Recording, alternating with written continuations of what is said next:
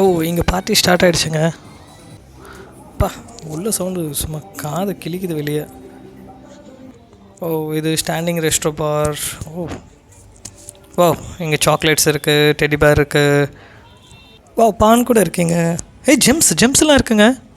இங்கே வந்து நீங்கள் ஒரு பிளேஸில் வந்து எப்போவுமே நிற்காதீங்க, நடந்துக்கிட்டே இருங்க. முடிஞ்ச வரைக்கும் நடந்து பார்த்துட்டு சீக்கிரம் வீட்டுக்கு போயிடுங்க. அது best for the safety purpose. அவ்வளோதான் இருந்தாங்க. கீ செயின்ஸ் வச்சுருக்காங்க பாருங்க, பென்டென்ட்டு வச்சுருக்காங்க.